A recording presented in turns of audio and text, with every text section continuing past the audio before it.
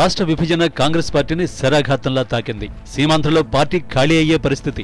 ఇప్పటికే చాలా మంది నేతలు పార్టీని వీడారు. అయితే నెల్లూరు జిల్లాలో పార్టీని కాపాడుకునేందుకు ఆనంద్ సోదరులు పడరాని పాట్లు పడుతున్నారు. కార్యకర్తలు నేతలను పార్టీ వీడొద్దంటూ బతిమాలుకుంటున్నారు. మరోవైపు కార్పొరేషన్ ఎన్నికల్లో పోటీ చేసేందుకు కాంగ్రెస్ కు అభ్యర్థులు కరువయ్యారు. దీంతో అభ్యర్థుల కోసం ఆనంద్ సోదరులు తీవ్రంగా ప్రయత్నిస్తున్నారు.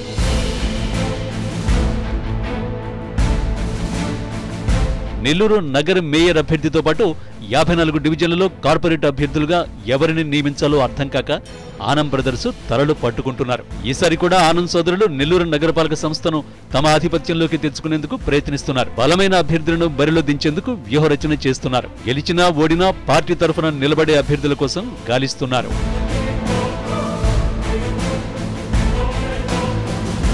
అయితే నిన్న మొన్నటి వరకు ఆనంద్ సోదరులకు జిందాబాదులు కొట్టిన నేతలు సైతం రానున్న ఎన్నికల్లో కాంగ్రెస్ అభ్యర్థిగా బరిలో దిగేందుకు భయపడుతున్నారు.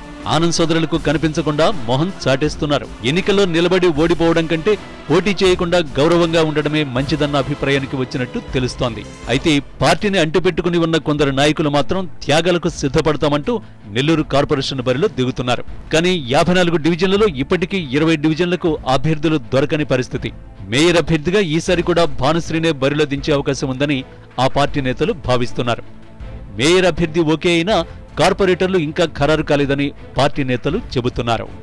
వాళ్ళు ఎవరు బాగా అందరి మన్ననలు పొందుతారో వాళ్ళకి మాత్రమే మేయర్ పదవిని ఇస్తాం. బీసీ జనరల్ కాబట్టి బీసీలు ఎక్కువ మంది కంటెస్ట్ చేస్తున్నారు కాబట్టి వాళ్ళల్లో ప్రజాదరణ ఎవరికి ఎక్కువగా ఉండి కార్పొరేటర్లు ఎక్కువగా సపోర్ట్ చేస్తే వాళ్ళకి మాత్రం ప్రజాస్వామికంగా సీల్డ్ కవర్ కాకుండా ప్రజాస్వామికంగా మేము మేయర్ని ఎన్నుకుంటాం. కాంగ్రెస్ పార్టీ బలహీనపడటంతో తెలుగుదేశం లేదా వైసీపీకి చెందిన నేతలే ఈసారి మేయర్ పదవిని దక్కించుకునే అవకాశం ఉందంటున్నారు రాజకీయ విశ్లేషకులు. మొత్తం మీద ఈసారి నెల్లూరు నగరపాలక సంస్థ ఎన్నికలు కాంగ్రెస్ పార్టీకి కత్తి మీద సాములా నిలిచాయి. మునుపెన్నడూ లేని విధంగా హస్తం పార్టీ ఘోర పరాజయం పాలవుతుందని ఇప్పటికే ప్రచారం ఊపందుకుంది.